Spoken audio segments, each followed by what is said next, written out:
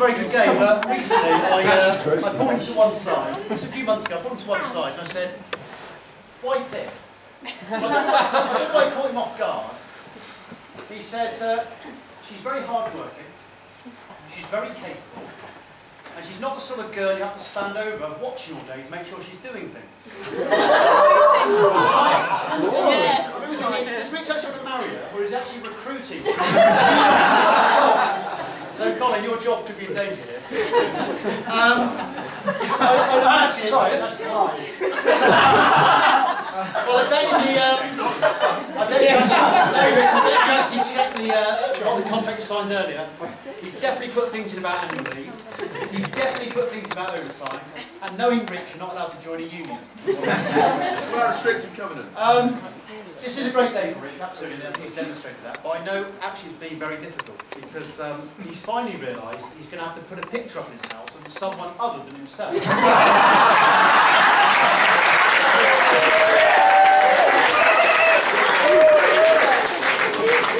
I always liken Rich to a sort of modern-day caveman, but with some very obvious differences. Prehistoric man would often paint things on the cave walls, momentous, life-changing things. I don't think he could have imagined that in thousands of years' time, millions of people would have still been interested. Rich, if you go to his house, he's got photos and articles of games of rugby he played at school. And even though it was only 10 years ago, nobody's interested.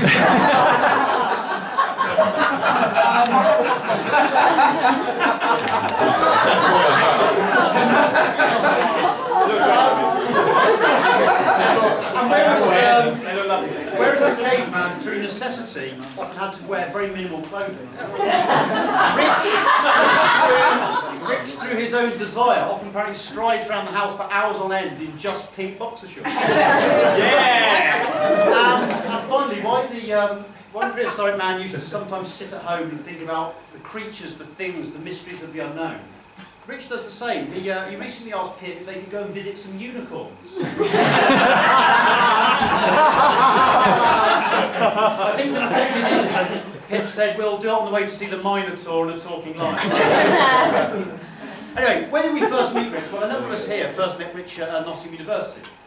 I'll never forget it. We're in the hall bar, and in through the sort of swing saloon doors walked Rich.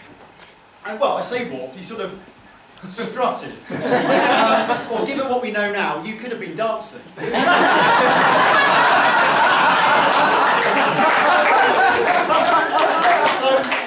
So Rich walked, strutted, danced up to the group of us. And he came out with his catchphrase at the time, which he seemed to use every time we meet new people. He'd go, "Do you know that I play for Cov?" No one really knew what he meant. I'll be honest, due to my ignorance and naivety, I'm ashamed to say, judging by how tight your trousers were, they were practically tattooed on. Based on how much time you spent honing your pectoral muscles, I assumed the phrase, "Do you know that I play for Cov?" was some sort of Birmingham code for revealing you were homosexual.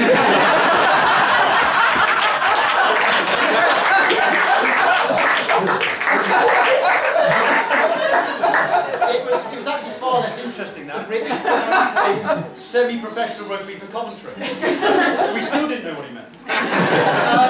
He then, over the next few hours, told us wonderful stories of going to the gym, training hard, going to the gym, training hard, and once I had a wonderful twist. He'd gone to the gym, but forgot his kids, so couldn't train hard. He fell about.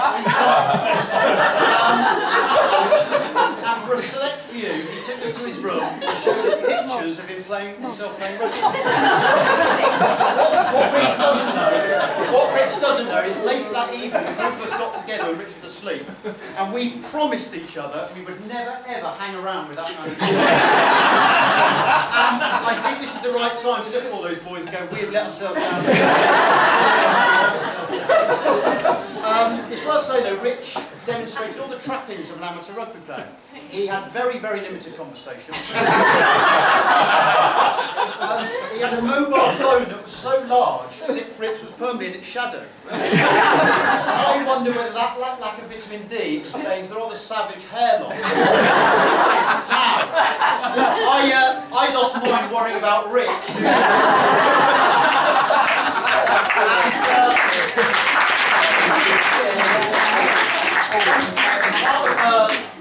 This rugby club, Rich was given a car, and he used to drive his Peugeot 306 around campus like it was a Porsche 911. But given his dyslexia, he may have thought it actually was.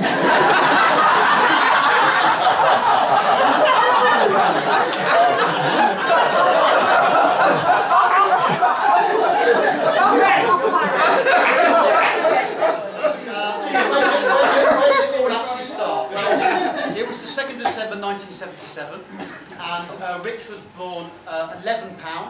Typical of forward expenses, like you never get change from a tenner, £11. Apparently all the nurses ran around the hospital shouting, "It's a whopper, it's a whopper." Apparently, and Alison says that as soon as Rich was born, he looked 6 months old, just instantly. I wonder whether all the stress and anxiety of not being in control of the situation, he perhaps aged that quickly. I'm really surprised he didn't sack the midwife. Anyway, Richard Lloyd was born, and he instantly changed his name to meet his own mission statement and became known as Rich Lloyd. Rich and the family then moved to Ireland, I'm informed, and can you believe it, Rich was actually at that time sporting a very large, curly, white hairdo. He had very, very blonde hair. But given his incredibly big feet, he looked like an albino Ronald McDonald.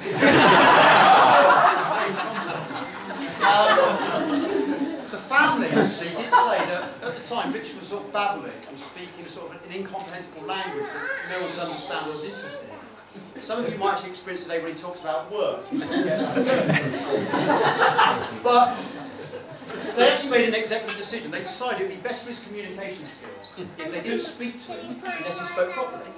Now this resulted in Rich spending many days and weeks, if not months, just sitting on his own, absorbing information. He was a bit like a human sponge in some ways. Given that, and his incredibly large thighs and bottom, all the kids at nursery used to call him Sponge Rich Tight Pants. I did put that joke in before the invites came out, but without the kids here, it doesn't really work. Anyway, the family then moved to Birmingham, and a place Rich really calls home is Solihull. And Rich went to an incredibly posh school. So posh, the school gym was called James. It was that kind Rich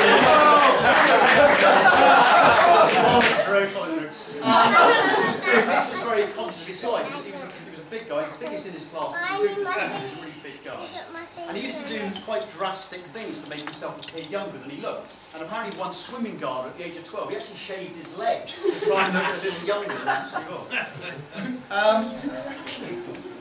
Anyway, but as his confidence grew, as he became quite impressive on the sports field, I think he took place, county squash was something he took part in. He was very good at rugby. He was limited to 3 tries a game, so I'm informed, because he was so dominant. And he used to tackle so hard at that age that apparently a parent ran onto the pitch once, grabbed him, and told him to pick on someone his own size. He tells me that he was very good at the national 100 metres, or took part in the 100 metres and went to the national finals, and he also broke the school shot put record. Impressive. I thought it was best to perhaps check this information out. So I actually rang the school only 3 months ago. And I was put through to the school's full-time archivist. That tells you the sort of school it is, a full-time archivist. I asked about Richard Lloyd. And he came back a couple of minutes later, and he came back with the quote the school keeps on you. And the quote, Rich was a good scholar, but a very impressive sportsman. He excelled at rugby, both for the school, the county, and indeed England. But possibly his greatest achievement was the school shot put record that still stands today, 20 years on. I think a round of applause.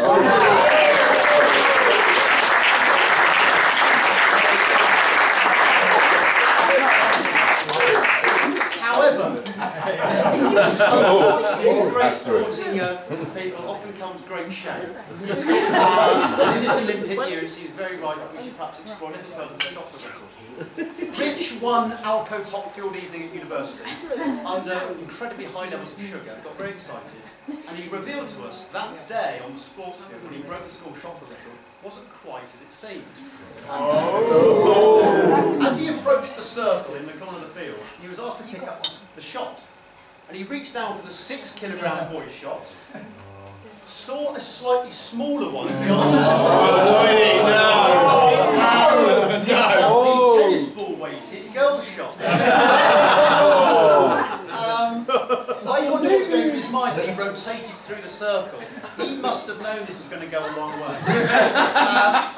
And he launched it way beyond the school record. I mentioned this to the school archivist. I thought it was only right just to reveal to him what happened. He was actually quite devastated. He said to me, what sort of person would do this? It's too easy. I said, it's the sort of guy who'd borrow £20,000 from his girlfriend to buy a BMW Z4 and then not let her drive it.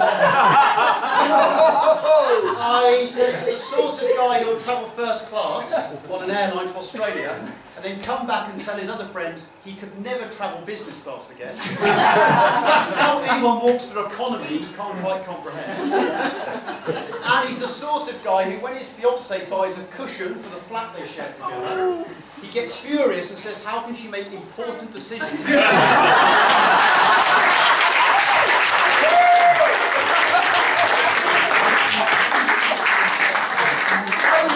The archivist, and we thought it was only fair to instantly tell the headmaster of the school. And I'm delighted to say, again in this Olympic year, that they've agreed immediately to wipe your name from all school records.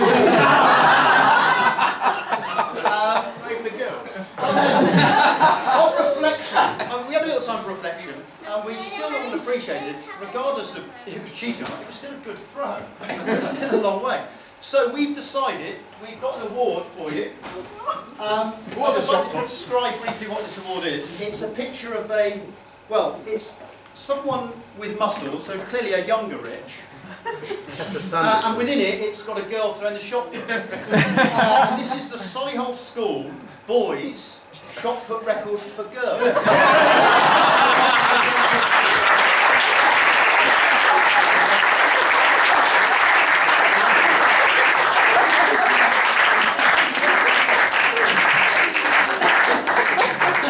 Anyway, at this time, Rich was starting to get very conscious of his image. As he's mentioned, he changed his name to Ricardo on nights out to sound more continental.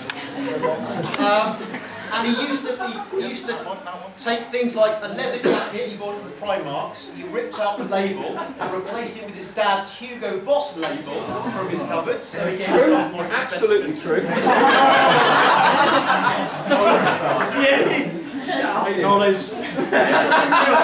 Rich then went off to university, not a university where many of us met him. He did an incredibly dull degree in manufacturing engineering. But I think, actually in all fairness, the statistic that I think many people can perhaps relate to and understand, one that shows real dedication and commitment, is the following statistic. 145 appearances, 51 tries, and no conversions. That's his pulling nightclub record.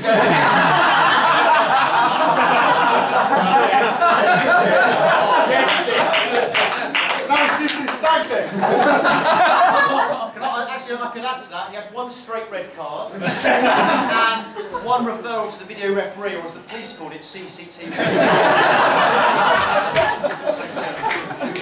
But he's got a very similar rugby record as well. But, actually, talking about his rugby record, I spoke to a few of the people who really know this stuff. Craig captained the Barbarians last week.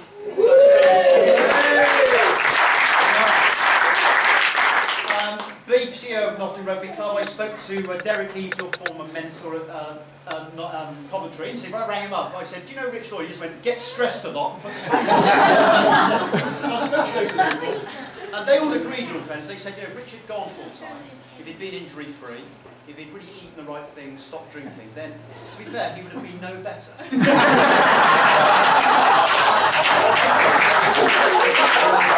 The word average it's really nice.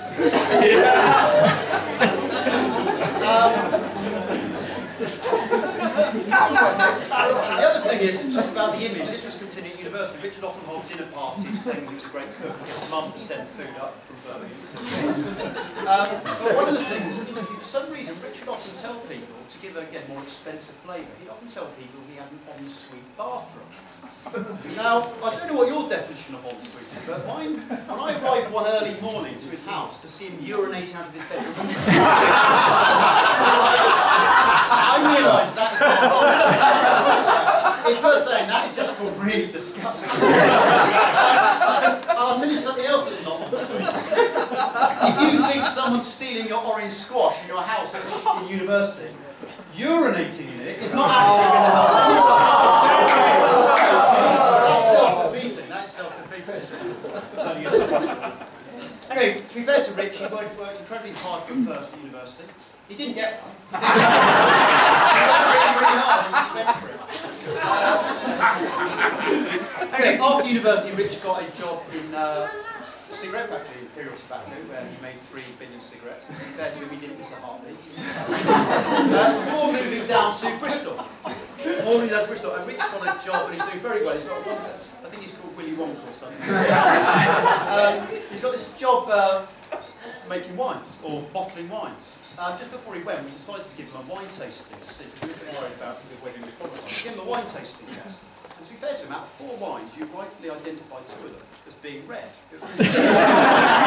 Someone asked what was happening with blindfold.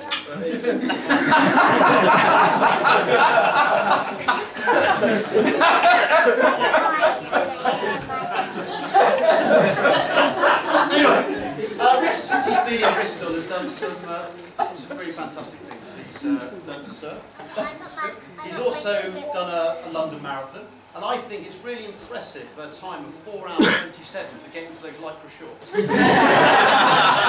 are not to be scoffed at. As you fared with the marathon, Rich knew he'd done well with a mile to go. I think he finally overtook someone who wasn't in fancy dress. He was doing it on his hands, but he was quick.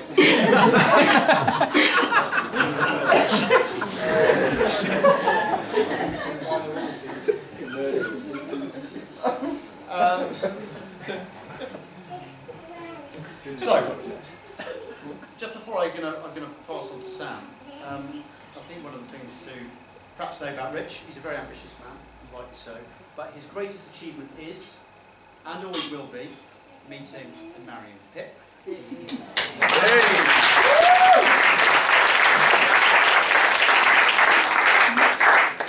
Pip may indeed make a fantastic machine operator at the work. I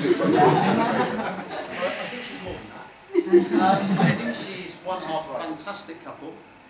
And before I pass you on to Sam, who's got something very important to talk about and show you, I'd just like to say, Rich, you're a very lucky man and you fully deserve it.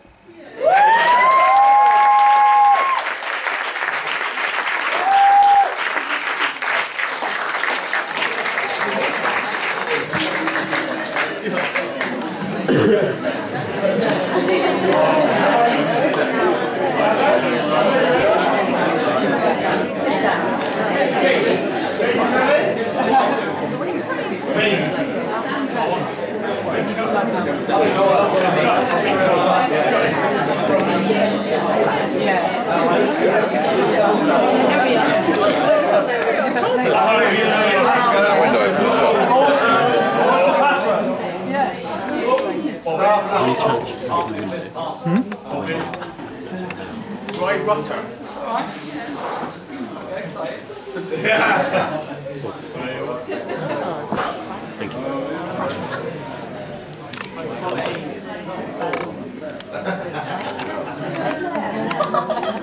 Full screen.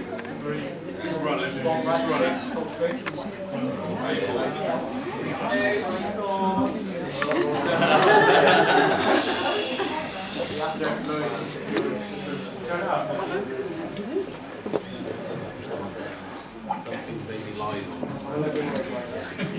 As Dix says, we've known Rich since he was 18 when we met at university. And it was back then that Rich developed his trademark song. It's by R. Kelly and it's called I Believe I Can Fly. It's a terrible, terrible, terrible song.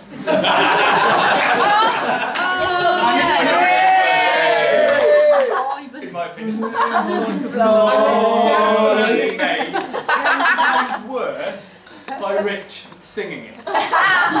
Redmondo sings it. But he has ruined numerous parties, special occasions, even weddings with impromptu renditions of this terrible song. For those of you who are lucky enough to have never had to experience Rich singing I Believe I Can Fly, it goes a little something like this.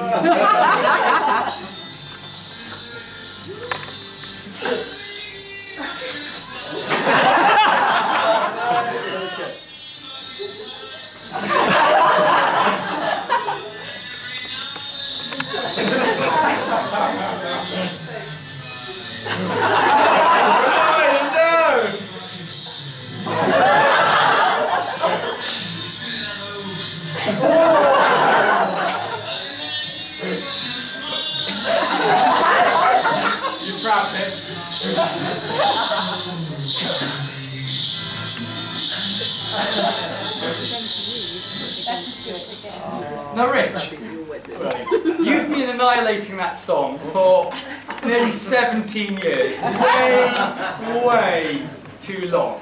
And so, in recognition of a very special occasion, some of us got together. We thought we'd show you how it should sound. Keep an order in. Oh yeah!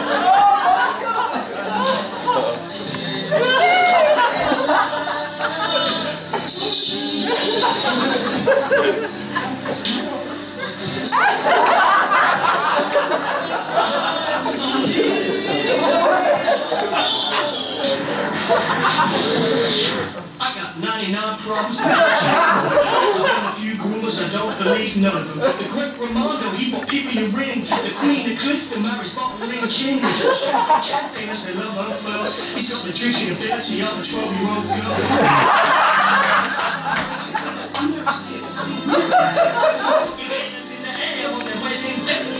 matrimony, get the dicky way. Son, I got 99 problems, rich ain't one.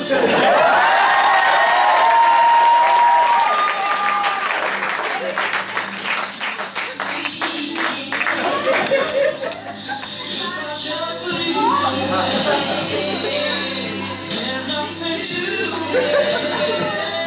I believe.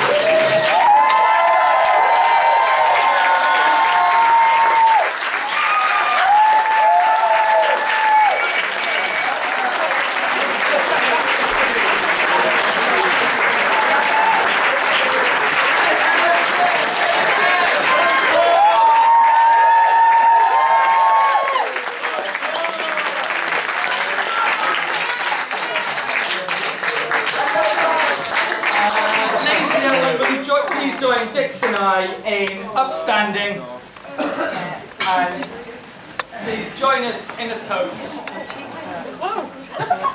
Pip and Rich.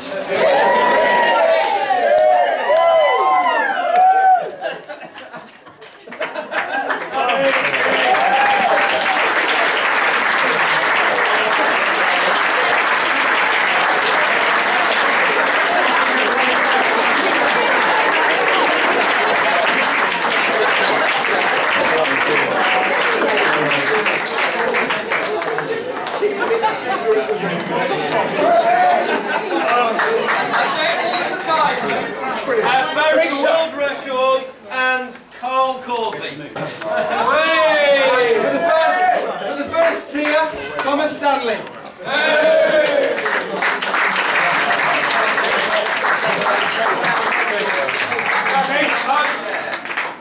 We're going to cut the cake. We're slightly late, but hey, that's where we are. Cake, and then we're downstairs to sort the room out. Yeah!